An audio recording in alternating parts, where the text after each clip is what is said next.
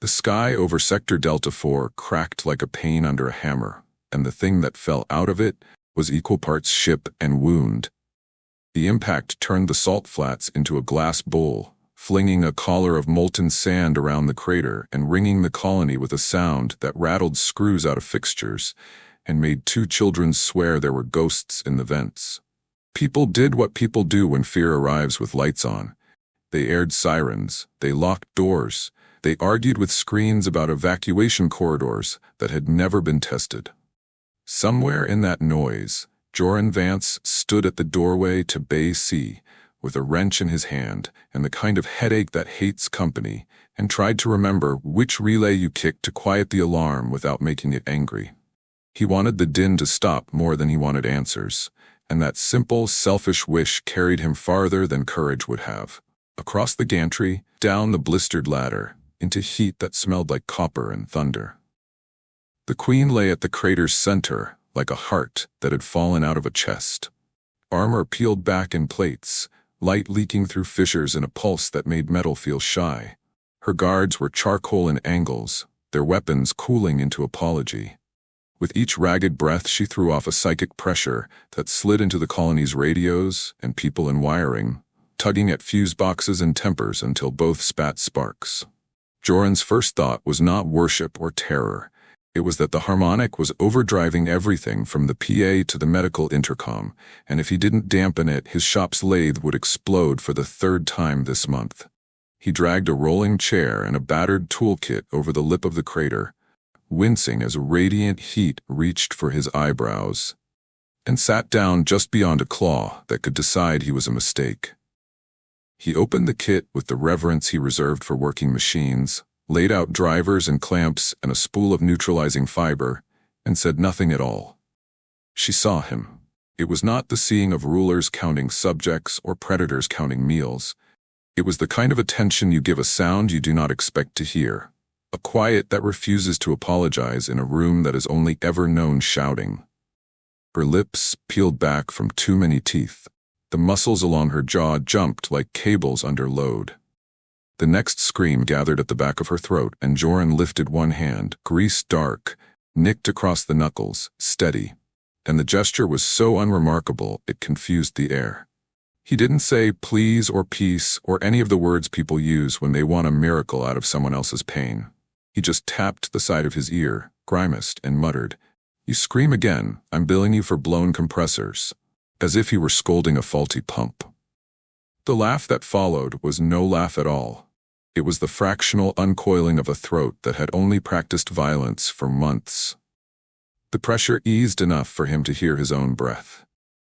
He raised the work light and angled it off her face, because bright hurts more when you're humiliated, then traced the shimmer of interference back along the ruin of her armor to the place where the ship's spinal array fused with her own. There, half buried in burned tissue and alien alloys, something pulsed at a frequency just wrong enough to drive a colony to madness.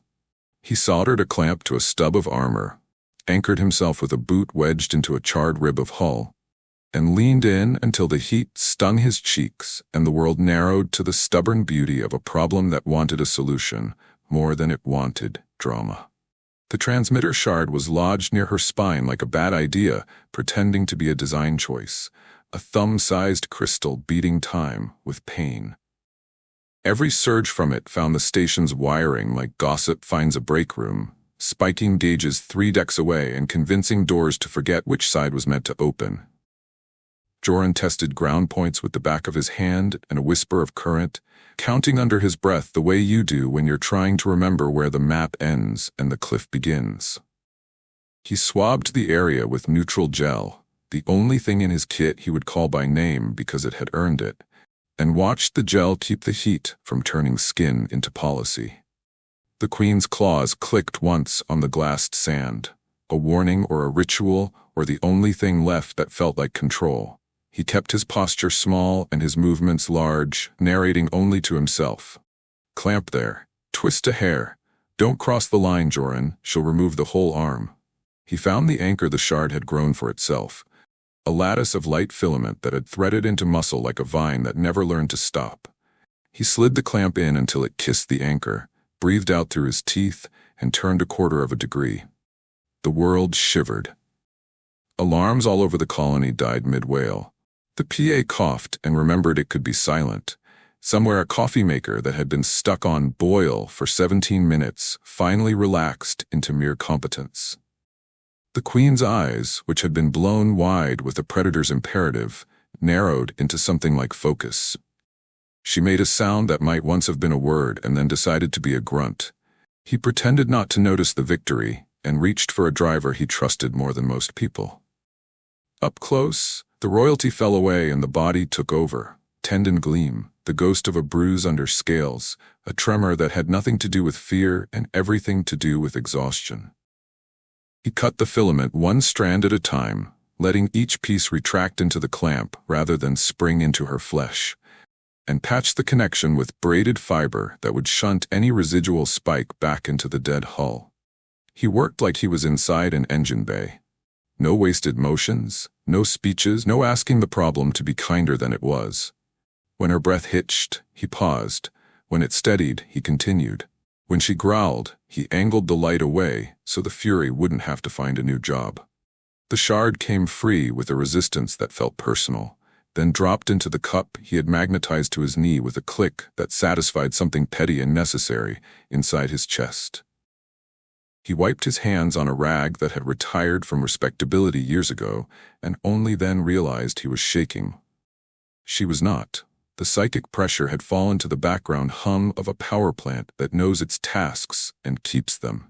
He sat back on his heels, rolled the cigarette he never lit and never will, because the stations hate flame and he hates lectures, and let the quiet crawl over him like a blanket that had finally remembered his shape. Behind the blast door, you could hear the colony relearning how to breathe. The lopsided cheer of a crew that had bet against itself and won. The sigh of generators dropping out of redline. The exquisite nothing that follows a long emergency. She watched him as if trying to understand the species of man who fixes things instead of worshipping or destroying them. Blood ran in a slow ribbon down her side. He pointed at it and raised an eyebrow until she allowed him a strip of gauze and 30 seconds of pressure. Her hand, call it a hand, it was precise enough to deserve the courtesy, hovered at his cheek for the length of a doubt. He did not look up. He did not give her a speech about trust or treaties. "You're stable for now," he said, checking the clamp one more time, because the universe respects superstition more than bravado. "I'm going to get a brace from the shop and a box of fuses before your ship uses my station for a funeral. You want to scream again, do it when I'm back so I can charge premium." The corner of her mouth moved in the smallest defiance of gravity, and the sound that followed was not a scream. It was a low, tired exhale, a machine spinning down from murder to idle. Joran stood, bones protesting the way old allies do, and climbed the crater's rim with the grace of a man who had practiced carrying his own weight. When he reached the top, he killed the last alarm with a flick only a maintenance tech would know. And for the first time since the sky broke open, the station honored his only request. It was quiet. By the time the first security cutter knifed through Basie's smoke, the colony had found its courage again, bolstered by stun fields, restraints, and paperwork. A captain in mirror-black armor strode down the gantry, reading from a tablet like scripture.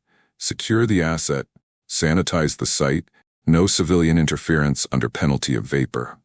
Joran set his welding torch on the deck, not as a weapon, but as a boundary, and said in a voice flat enough to iron a shirt, "You try to move her with that transmitter line unbraced, and you'll turn my hangar into a choir of broken glass." The captain's visor pivoted toward the reclining shape in the crater. The Queen's crest twitched, the air stiffened, and half a dozen rifles remembered their safeties were still off. "Stand down," the captain barked at Joran, which earned him the dead-eyed stare of a man who negotiates with machines for a living.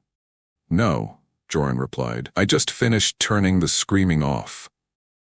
A tranquilizer drone fizzed in through the smoke, bloated with pharmaceutical optimism, and Joran thumbed a pulse into the dock's maintenance grid that taught the drone about humility and gravity at the same time. It clanged off a bulkhead and discovered religion on the floor. He spoke without looking at the captain, because the conversation that mattered lay at his shoulder. I'm going to touch the clamp, he told the Queen, naming the motion like a mechanic filing parts, then did it. I'm going to tighten 2 degrees. He did that too. The psychic pressure in the bay slid from knife to low ceiling fan, still there, still dangerous if you stood up too fast, but tolerable. The Queen's claws flexed and went still. Somewhere above them, the colony's sirens reevaluated their life choices and shut up. Asset remains volatile, the captain said to his tablet, which was a brave way to say, I don't know what happens if she stands. Patient remains a person, Joran corrected. He stepped between the rifles and her shadow with the unshowy certainty of a man who has decided where his day will be spent. She's got a neural leak, 5 cracked ribs, a torn interface, and a station full of people who will panic if you blink wrong. Bring coffee and less stupidity tomorrow. He palmed the bay's override, a trick only someone who had installed the panel and argued with it could manage, and the blast doors sank into place with a shudder that told the room the argument was over for the night. The captain swore in a language optimized for litigation and retreat. Joran waved pleasantly with a hand still smelling of neutral gel. Silence peeled itself off the deck by degrees. Joran set the torch aside, pulled a brace from the rolling kit, and talked like he was training an intern who might knife him if bored. I'm going to put this under your shoulder so your ribs stop arguing with the floor. He slid the carbon frame under the weight of a sovereign, and was absurdly grateful for physics behaving. I'm going to check the drain. Then I'm going to pretend to sleep while actually listening for idiots. Her hand, fine enough to pick locks, strong enough to fold doors, rose the length of a doubt and came to rest on his shoulder, not warning him, steadying herself. He did not look up. Good, he said, which in his language meant, we survived the part where most things go wrong. The second shift of security arrived before dawn with a different captain and the same orders, but Bay C was in what the manual called mechanic's hush, an unauthorized mode that quieted conveyors, dimmed lights to working honesty, and made radios speak only when spoken to. Joran used the quiet as leverage. He walked the captain through the clamps, the brace, the incision, the fact that her transmitter field had been feeding the colony's panic like sugar feeds a bad engine, and the tiny miracle of everything not being on fire. You move her with your kit, she dies, and I get loud, he said. You give me 12 hours, a clean drip, and a promise not to brainstorm within 10 meters, we all get to live without migraine. The captain, who had listened to men bluff for a career and to engines only when they failed, listened to the hum of a bay that had decided to keep standing. 12 hours, he agreed, and left with the look of someone who has been corrected by competence and is willing to be useful tomorrow. Joran sat with his back against a crate, every joint very clear about what they thought of heroics, and watched the Queen track the line of quiet he'd made around them. If you're going to hate me, he said, half to her and half to the room, I recommend doing it softly. She did not answer, because language is a luxury you buy with safety, and the down payment had just cleared. She breathed. He counted. The bay rested its case. Days arranged themselves around work instead of alarms. Joran rewired burnt relays, argued with a fusion valve that preferred melodrama to throughput, and fashioned a proper shoulder brace from plates of scavenged hull and a handful of old suspension gimbals that would have been offended to learn they were saving a monarchy. The Queen watched from the shadow of a toppled strut, eyes narrowing whenever sparks hissed, the way predators narrow their gaze at water that might hide teeth. He kept his narration to the necessary, naming the heat, the weight, the angle, because words are tools and he does not scatter his on the floor. When she came closer, he moved the work light so it struck his hands, not her face. When she flinched at a sudden pop, he made the next pop happen on purpose so the room would belong to them, not to surprises. On the third day, he set a spanner on the deck where a queen could reach without pretending to bow. She picked it up as if it might bite and tightened a stray bolt with the precise disdain of a perfectionist discovering a crooked picture frame. They developed a grammar. He tapped twice on the brace before adjusting the strap. She tapped once when ready. He lifted a palm before entering the space near the transmitter line. She lowered her crest a degree that translated to proceed. He discovered she had a knack for heat sinks, long claws acting as perfect tongs, ridged palms dispersing thermal load like a dream of engineering. And she discovered he had a gift for coaxing stubborn things back into usefulness without threatening to replace them. When a heating coil died in the dormitory wing and the quartermaster announced rationed blankets with the authority of a man who has never been cold, the queen vanished for an hour and returned with the coil in both hands, sizzling and triumphant. Joran bolted it back into place while the dorm cheered at a volume he pretended to hate. She set his cracked coffee mug on the bench one night, glued with something that smelled like pine and lightning. He lifted it, sniffed suspiciously, and drank with the resigned courage of a man who has tried worse. Between tasks, silence matured from truce to asset.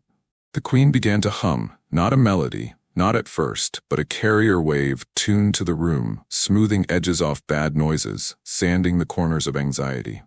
It did to Basie what good ventilation does to a kitchen, made survival feel less like a favor and more like policy.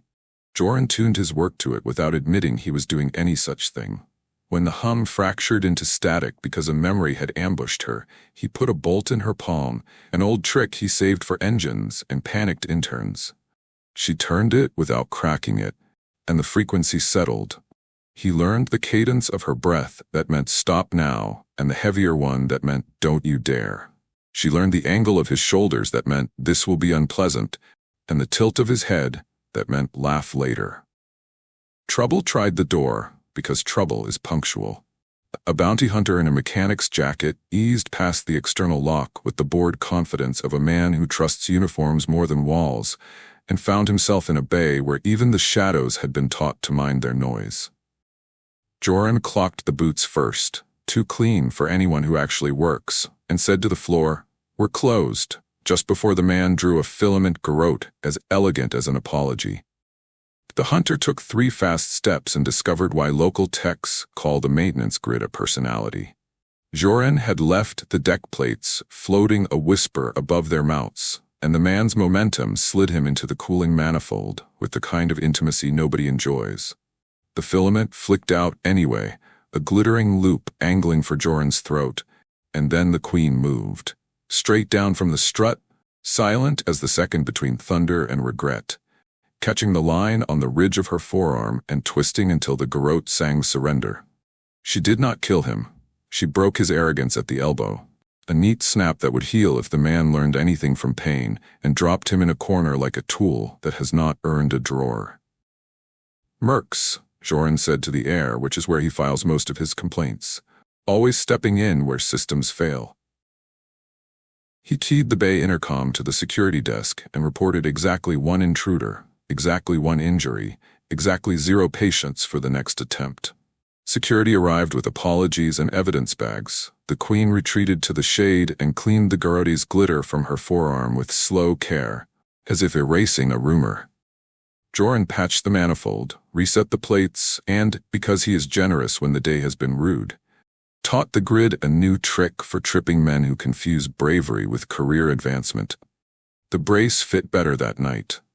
He adjusted the strap and felt the subtle shift that tells a body the world will stop pulling against it for a while. She exhaled a fraction of a grin and tapped his wrist with a claw tip, light enough to be thanks and sharp enough to remind him what language they still hadn't earned.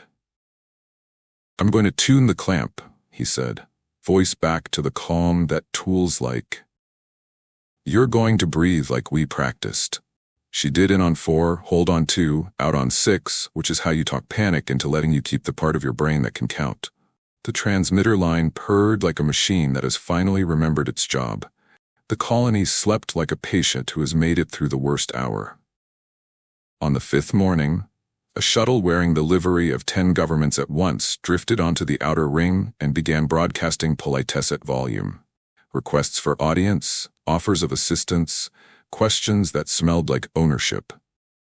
Joran muted the channel and welded the diplomatic dock shut with the weary expertise of a man who has closed bars, meetings, and arguments before they spilled. "You can meet them when you're not bleeding on my floor," he told the queen, which earned him the amused rumble he had begun to rank above coffee. He replaced a blown fuse in the east corridor, tightened a bolt that had been telling itself it would get to it tomorrow, and, when the bay finally settled into the comfort of a maintenance shift without drama, let his shoulders drop that precious centimeter that turns a back into a person again. The Queen sat on a crate beside his bench, humming softly, turning a spanner in her hands the way old warriors turn metals they never asked for, and the station, grateful, repaired, nosy, leaned closer to listen. They announced themselves the way bullies do, painting their transponders with other people's colors and transmitting demands in 12 dialects at once so no one could pretend not to understand. The bounty fleet stacked in a lazy crescent over Delta 4, merc boats with too many antennas, a frigate with a church's sense of entitlement, 3 pirate scows that still smelled like someone else's engine room, each ship broadcasting the price on the wounded Queen's head as if credits could make physics and Joran Vance behave. He didn't attend the council's emergency call because he already knew the agenda: panic, proposal, procurement, funeral. And besides, Basie's pressure valves had started to chatter the way nervous teeth do. He preferred problems that listened. He locked the Queen's clamp into travel posture with a click that sounded like a promise, slid a gutted drone core across the deck to her with his boot, and said, "If they breach, break the toys that hum the loudest," which in his language meant, "Please don't kill anyone, we'll have to fix later." She flexed her repaired shoulder, brace reworked into a carbon lattice that made the light change its mind, and took position in the shadow of a crane with the patience of a thunderhead, eyes narrowed to slits that knew how to count.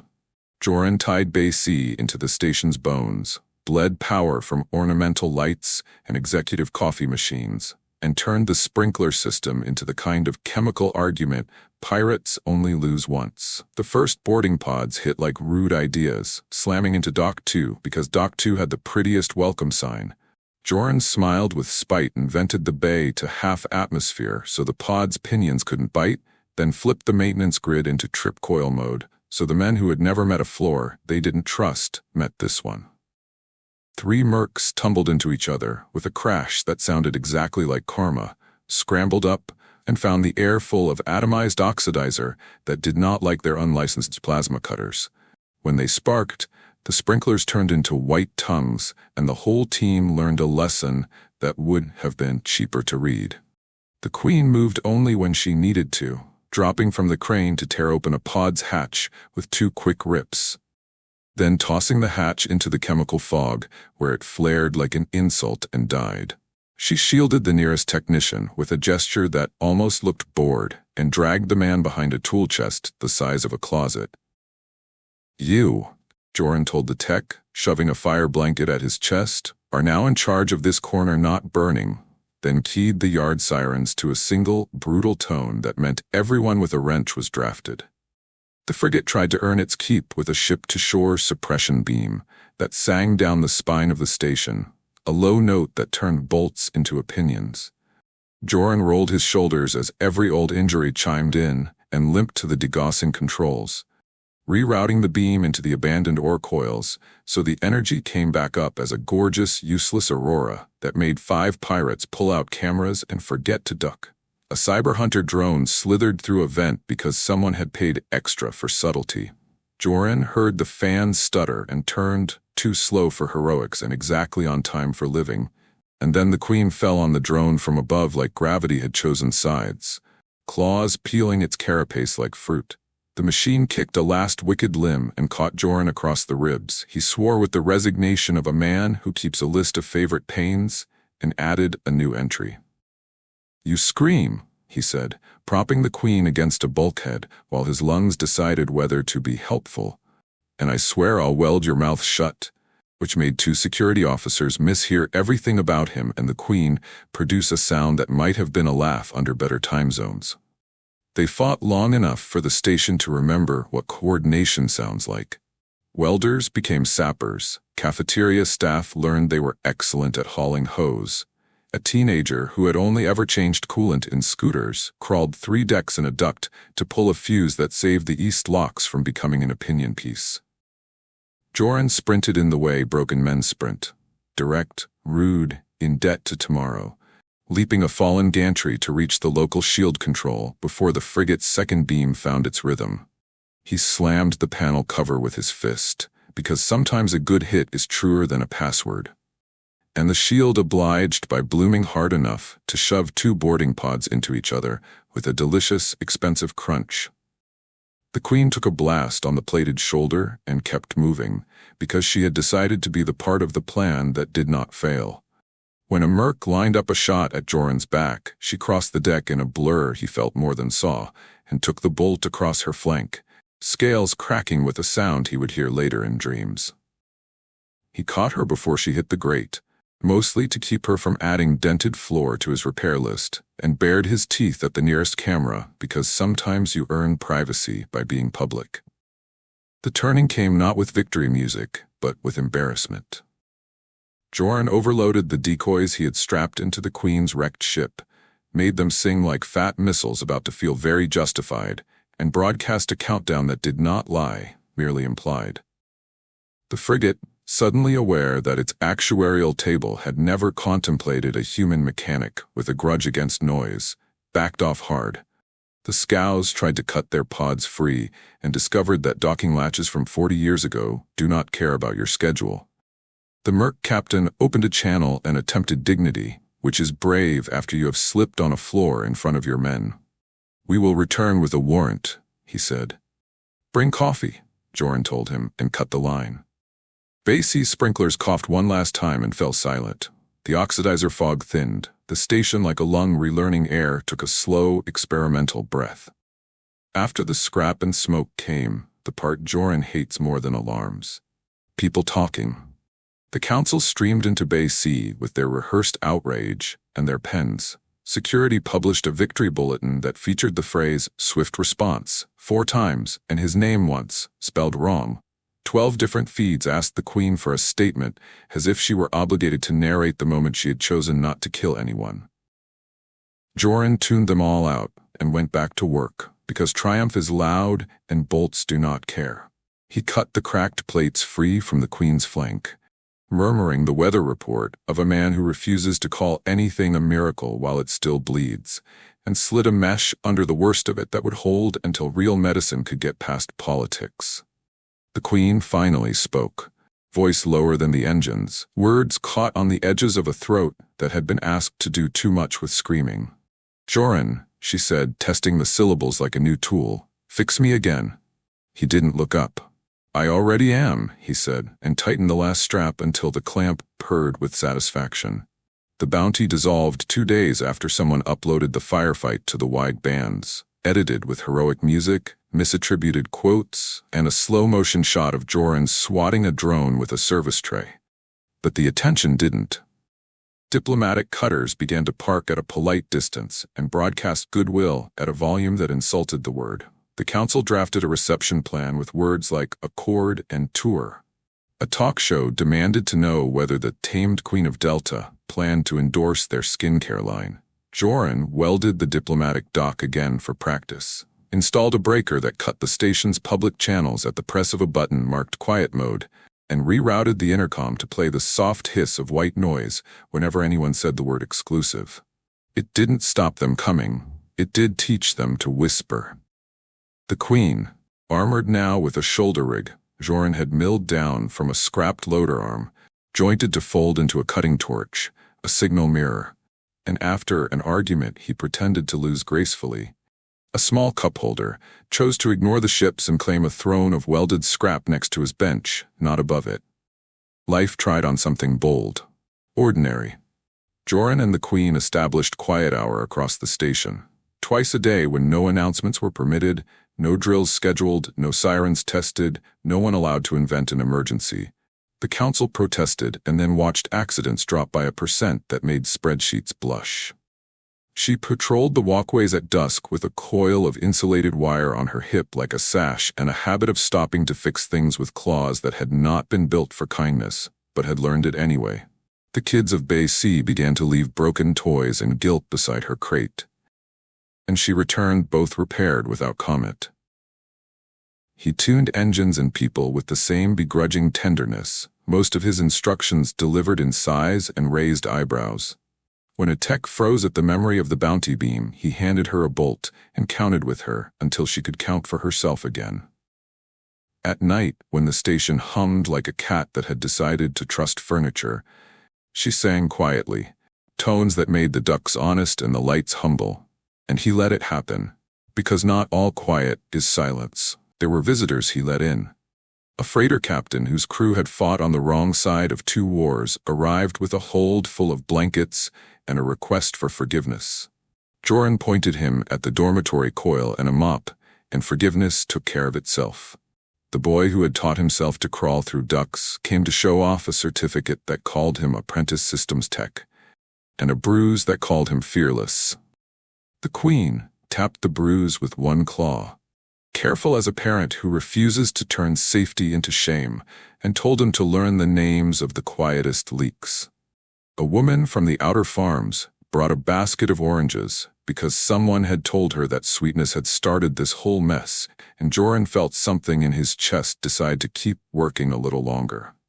When the Emperor's courier came, no retinue, just a pilot with dust on her boots, and a message signed with a hand that laws recognize, Joran listened while fixing a stripped screw, and the Queen read over his shoulder because it pleased her to make rank uncomfortable.